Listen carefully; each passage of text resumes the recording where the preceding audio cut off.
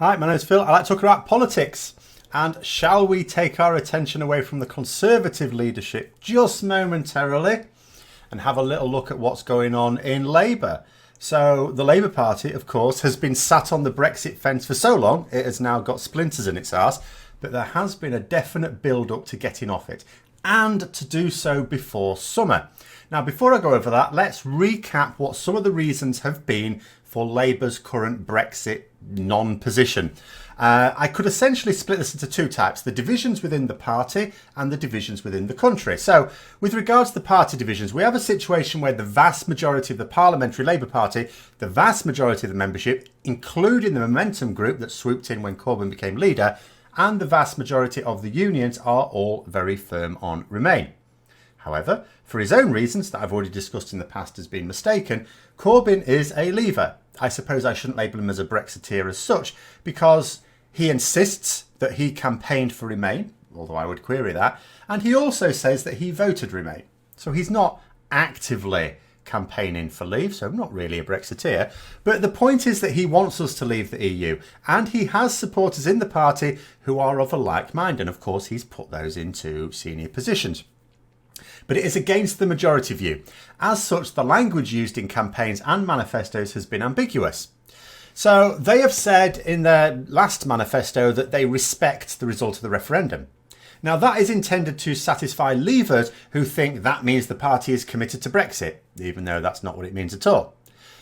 But the manifesto also said that they insist on a comprehensive customs union, alignment of standards and worker protections, alignment with the single market, means access to the single market, and a say in trade deals. Well, when you put all those things together, that means continued membership of the EU. There is no other way to legally or politically secure those terms. So when you consider the detail of what's been said in the manifesto, without just glossing over the bits you don't like and focusing on the bits you do like, as many do, then they are suggesting that they want to both leave the EU and remain within it.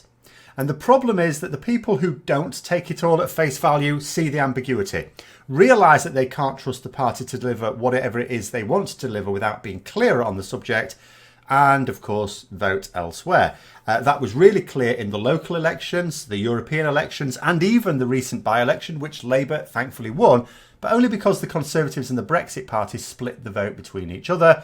Their combined vote would have smashed Labour's. And with each of these events, previously staunch supporters of Corbyn's position have been moving towards a public vote. The European elections were particularly bad as they were pretty well in line with polling, but the same polling that said that Labour would have been the largest UK party in the European Parliament if Labour had backed Remain. And the second way of looking at the strategies in terms of divisions within the public, although the vast majority of Labour MPs, members and even voters are Remain, there are also Labour Leave voters. There was a fear that in close elections they could lose votes to the Conservatives and therefore lose the next general election. And they keep focusing on northern industrial towns who traditionally vote Labour but who voted Leave in the referendum. But they're forgetting that the Remain vote split in a constituency is not the same as the Remain vote split in the Labour vote. A very pro-Remain Labour candidate can win comfortably in a Leave constituency. And in fact loads did. However, there are three main holes in their strategy, two of which were always there and one of which is more recent. The first is that if they're right that Leave Labour voters would not support the party if they got behind Remain, then why do they think that Remain voter supporters wouldn't if they don't? They stand to lose far more votes from being a Brexit party than the Remain party. And if they're thinking people are going to abandon Labour if they went Remain, well, there's way more have left or would leave if they don't. And that has been borne out in recent elections as well. The second thing is they're failing to take account of non-Labour Remain voters who will take the issue so seriously that they would switch their support from their traditional party to Labour if it looked like the only way of ejecting Brexit parties, the Conservatives in particular, from government. And the third thing is, and this is the more recent one, the Brexit Party itself is now splitting the Conservative vote. That not only makes it more difficult for Labour to attract votes on their soft Brexit platform, but also much easier to attract Remain votes if it committed to at least a public vote with Remain as an option, but preferably for full-on Remain. Now, the problem is that trying to appeal to both sides is going to fall apart as we enter the Brexit endgame. Boris Johnson is likely to become Prime Minister, not certain yet. And although nobody knows how he will deal with Brexit, there is a feeling that it will be almost impossible for him to avoid losing a confidence vote before the end of the year, no matter what he does. That means a general election could be soon. That being the case, Labour needs to be ready. If a general election is potentially 10 months away, they've got to get ready. They can't win the election from the fence. Most people on both sides of the argument seem to agree with that now. There's a momentum, if you'll pardon the expression, towards forcing Corbyn to adopt a clear position on Brexit. However, the problem is that the party strategy has been determined by Brexiteers, and they are still arguing that votes gained by being more pro-Remain won't be enough to offset the loss of votes in Leave areas, despite all the data being to the contrary to that conclusion. They insist that the Brexit party is a greater threat than the Remain parties. But the stupidity of that statement is, even if you accept it to be true, which the data does not say it is that Labour cannot possibly win votes back from the Brexit party. The Brexit party are campaigning for a no-deal Brexit. You don't get votes back off them by offering less than they are. There's even a misguided belief that the Brexit party could form a government.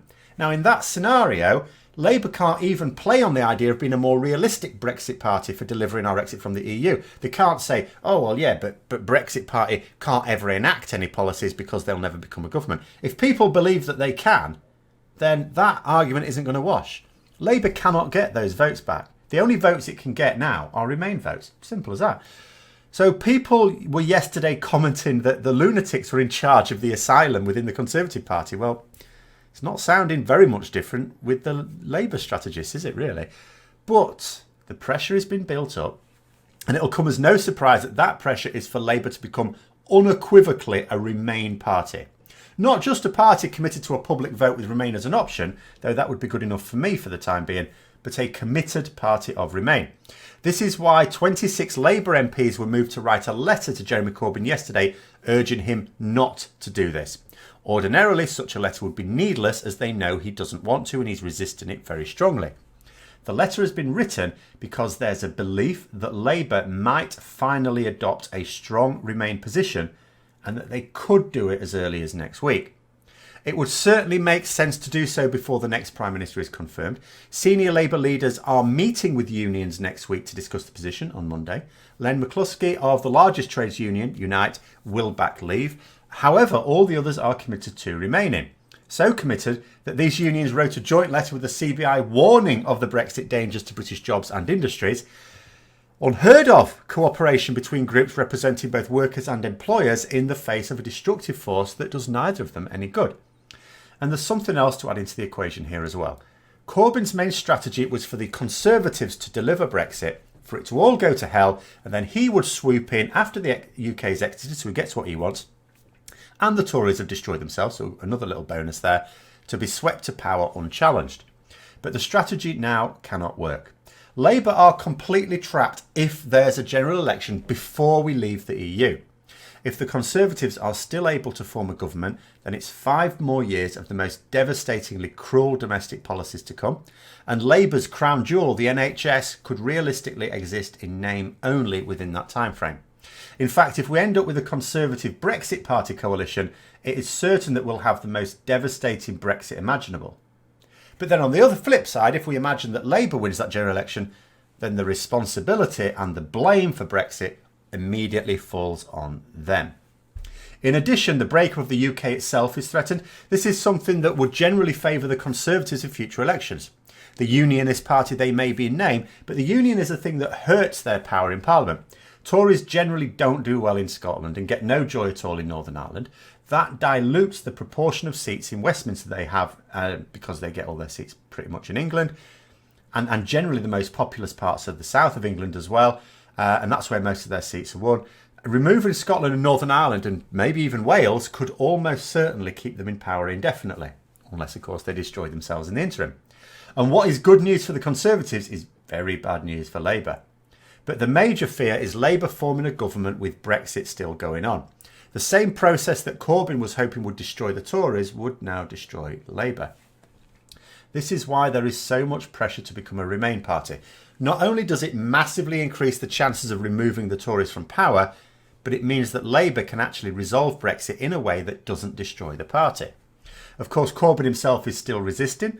During the meeting of the Parliamentary Party this week, he tried using Harold Wilson, a long-dead Prime Minister during the 70s, as justification for getting more splinters.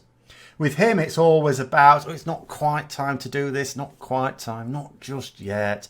But with more and more of Corbyn's allies wanting him to change his stance, there may come a point where he has to fall into line. Because, up to quite recently, a few months ago, there was those in the party that were opposed to Corbyn, which is most of them, and then there were those that were his supporters. His supporters have now started to say to him, Jeremy, look, this is no good.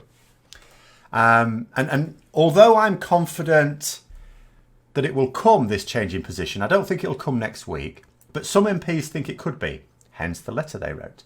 A close ally of Corbyn's was quoted as saying, he's on the move, just not fast enough. Now, for some, they will think he is willing to now get behind a public vote with Remain as an option, and possibly even get behind Remain, but he doesn't want to do it quickly and make it seem like a U-turn. Apparently, that's a bad thing in politics. He wants what is described as a managed climb down. Now, that being the case, we might see an inexorable move towards a Remain position, but with small tweaks week by week to get themselves there before the party conference in September. It's possible it's already started. Very recently, Corbyn said that a public vote should only be between Brexit options and not include Remain as a possibility. It was also only a few weeks ago that a member of the senior leadership was even saying that Labour could actively campaign for Brexit if there were another referendum, in other words, to leave. This week, an official Labour statement said that there should be a public vote, so there now should be a public vote, that contains real options for Remain and Leave voters. Well, the only real choice for Remain voter is, well, Remain. But it isn't yet explicit, so we could be seeing that managed climb down already beginning. First, he moves slowly towards the idea of a people's vote. That seems to be coming. Then he's meeting with the unions next Monday, most of whom will say he should remain. Then we'll face protracted tweaks into a position whereby Labour ends up as a full Remain party before a general election is triggered. Given that the position has been so ambiguous up to now, it will be easy to do without making it look like a U-turn. And Corbyn, he doesn't need to be spending as long achieving this as he is doing, but like that shadow minister said, he's on the move, just not fast enough. So the situation seems to be that the party is increasingly dragging Corbyn towards the majority party position, but he is kicking and screaming as he goes. Until it happens, people will understandably be sceptical, though I would say that Labour would inevitably have to move Corbyn rather than Corbyn moving the party on this issue. I'd like to think the shift will happen before summer, as people are increasingly saying needs to happen. I'm hopeful of that myself. Bloody well should have happened before the European elections, but I'm not expecting it to be before summer. I would hope, but not expect. But the more likely a general election looks, the more that pressure to move will become. Jeremy Corbyn is expected to make an announcement on this issue after the Shadow Cabinet meeting next Tuesday. We'll have to wait and see if there is any further change in direction, even if it's a small one. Maybe it'll be a big one. But anyway, there we go. Hope you found the video interesting. If you did, don't forget to hit the like button. Subscribe for further content. Until next time, I'll see you later.